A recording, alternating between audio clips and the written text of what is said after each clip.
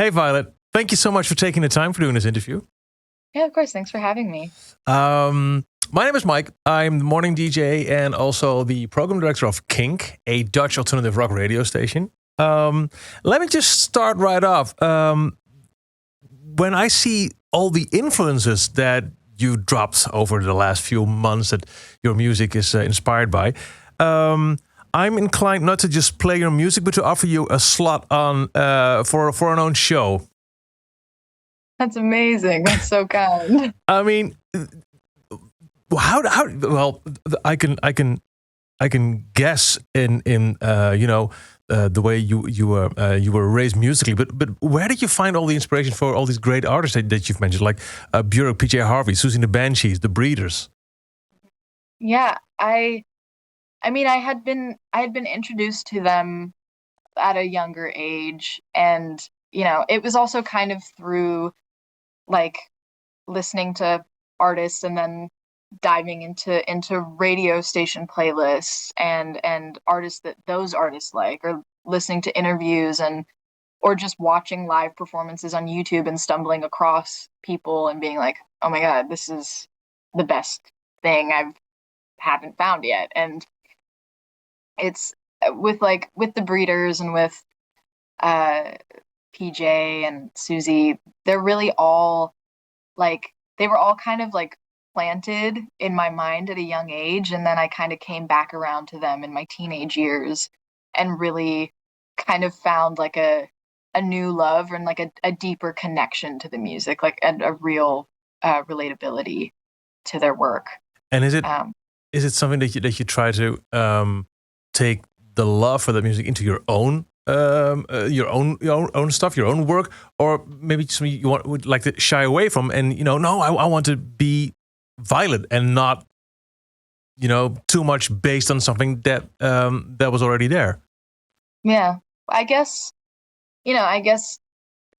my influences make up who I am, and I would never want to ignore that or discredit it or not give kudos to the people that I'm inspired by, because I want people to listen to their music. I want people to know who they are, and I want people to, you know, to love their music, as much as I do, or the way that I do. And I think that, like I'm absolutely like I want to do my own thing, but uh I'm not afraid to talk about, or I don't want to shy away from talking about, my influences, because they mean so much to me. And I love music more than anything, especially listening to music and discovering new music. Even more so than creating? Yeah. Oh, well, really? Oh, that's a dangerous one. It might be tied, actually. I think it all goes hand in hand. There's just so many there's so many different little components of music that are so special on their own, but they all tie in together. Yeah, and circling back on what you just said, how you want to share the love for those artists and talk about them and introduce people to their music. Let's talk about your music. How would you like to, or maybe do you wish to be thought of and talked about, and what would you like to share with the world through your music? That's maybe too highly philosophical. Sorry about that, but It's okay. It's okay. I like hard questions. Okay, They're cool. good.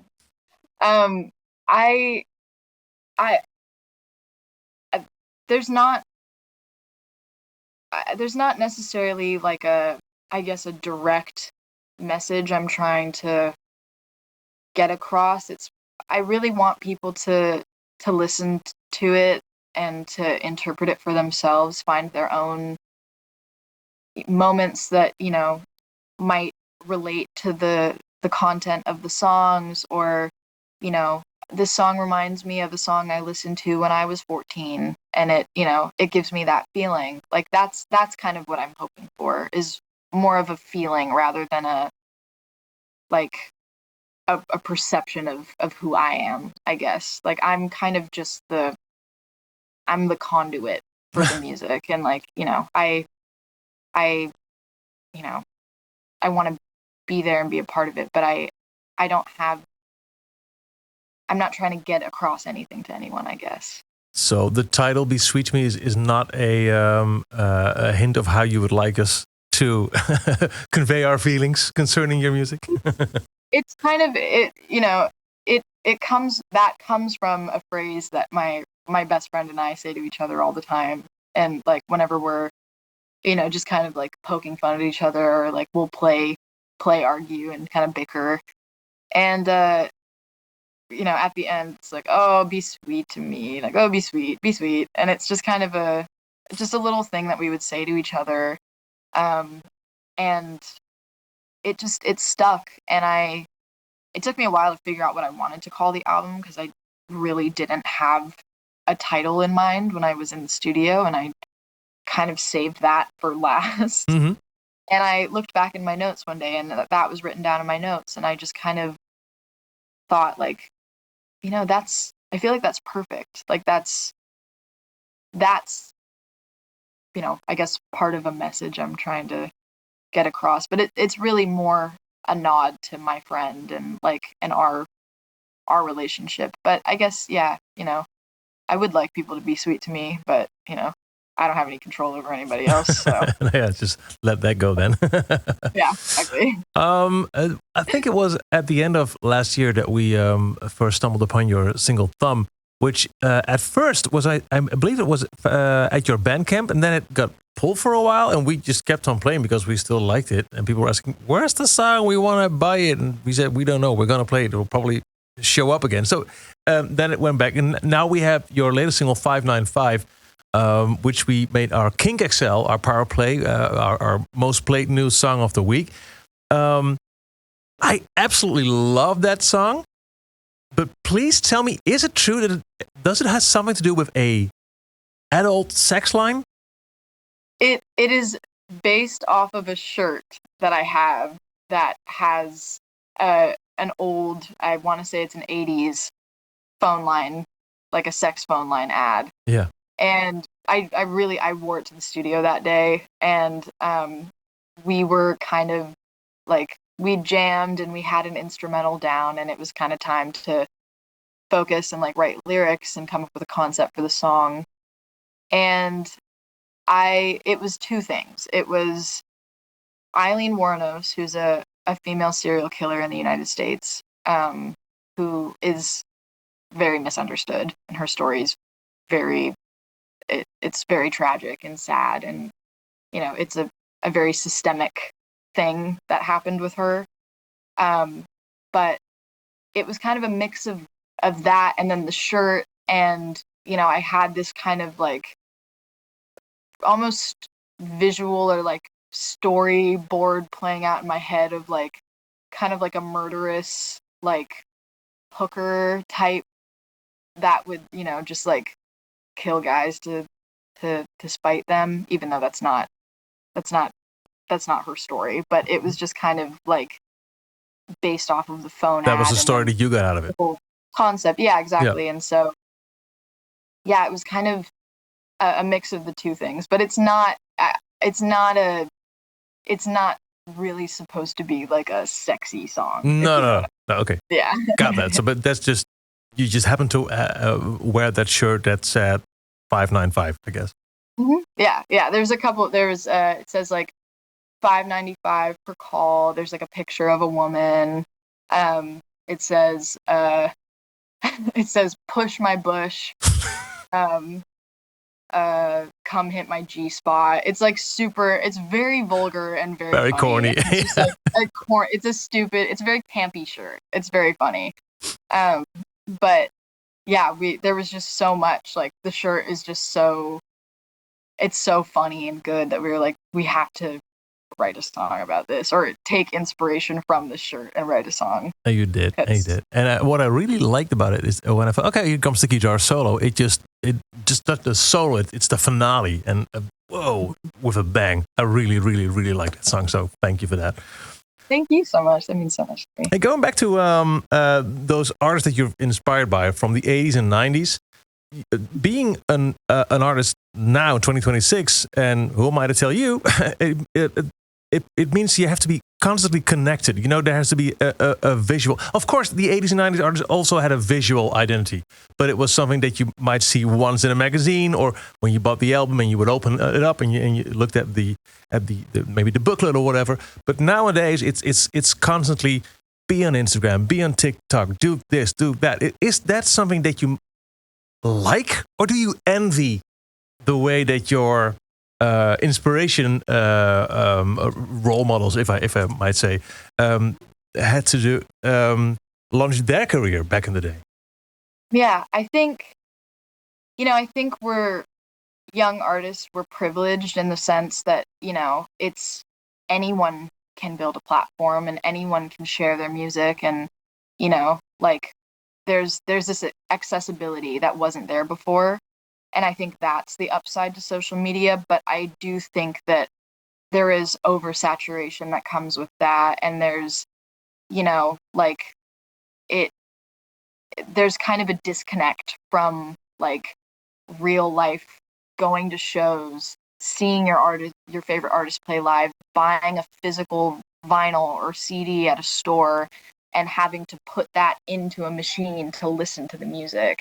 It's like, we're very lucky in this day and age. We have it all just at our fingertips, like right here. Yeah. And I think that in some ways, I do envy, the kind of just like the rawness of that kind of the structure that used to be.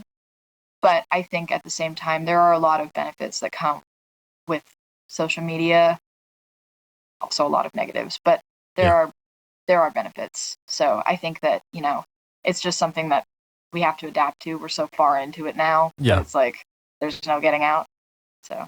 Well, I do like, though, that you, with the sound of your music, that you're bringing back that aspect of those days without sounding, I don't want to convey that it's that it sounds old, but the whole aesthetic of the music that that I love and that you obviously love. I really like that you're bringing it back into the music. One of the big influences is Last Splash by the Breeders. Mm-hmm. Do you know the song Firestarter by the Prodigy? Yeah. Did you know that was based off a sample from the track SOS from that album? Yes, I did.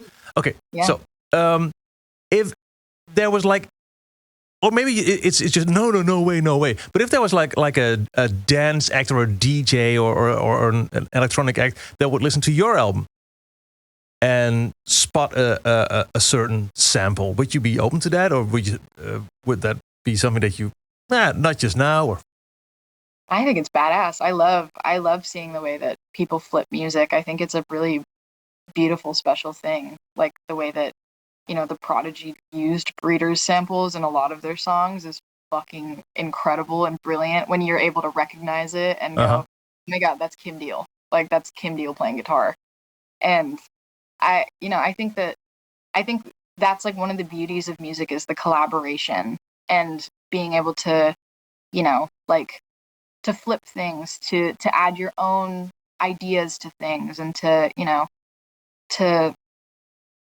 share that love and that passion is a really special thing. And I mean, if someone would Prodigy flip one of my songs, that'd be the fucking coolest thing ever. I love Prodigy. And so the Prodigy would be. I was gonna ask, is there a certain actor or artist that you would really like to, take a shot at one of your tracks, but the Prodigy would do great. Oh, that would be incredible. That's a dream. All right, well, we noted that down. So, Violet, the album is due May 29th. And, well, I did have the privilege to see you perform live a couple of years ago at Wembley Stadium. Amazing. That was huge, and that was great.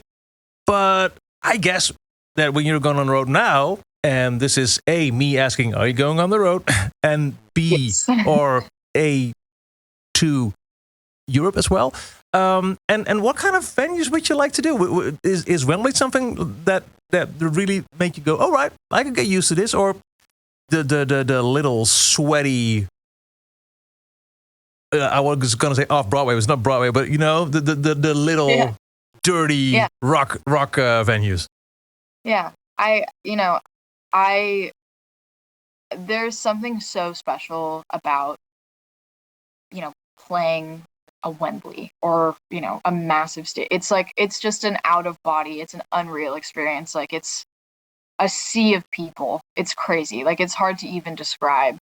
But there is also something extremely special about being able to see everybody in a room and see them moving, see their facial expressions, how they're reacting to the music, how it's making them feel, all of that. It's like there's a real like connectivity and like a synergy is what I meant to say between like the audience and the band that I think is you can really only get in smaller venues. Not to say that, a big live performance, you're not going to feel that same thing, because you absolutely can and do, but there is something very intimate and personal and special about, clubs or theaters or, smaller venues like that. And yeah, I'm going on the road and I'm really, really excited. I can't wait. And, there's so many places that I'm so excited to go, so many venues I'm excited to, to go back to or to see for the first time. And it's all a really exciting and very educational experience. We're looking forward to have you. I mean, here's hoping that somewhere in the Netherlands will be on your tour list as well. If so, I'm going to repeat the first thing that I said when we started this conversation. If you have like an hour off and you're bored or you just want to play some fucking good tunes, come to my station and, play whatever you want. I have no doubt. I would love that. Yeah, I have no doubt that it is going to be one of the greatest shows, musically wise, that we've ever had here, because the music that makes you tick is the music that we like. I'm so glad. I love finding people that love that shit as much as I do. You're always welcome. I want to wish you all the best the coming weeks, months, with everything that's on your path, releasing your debut album. And thank you so much for taking the time to talk to me. Yeah, thank you so much for having me. It was an amazing conversation. Thanks, Violet. Have a good one. Thank you. You Bye-bye. too.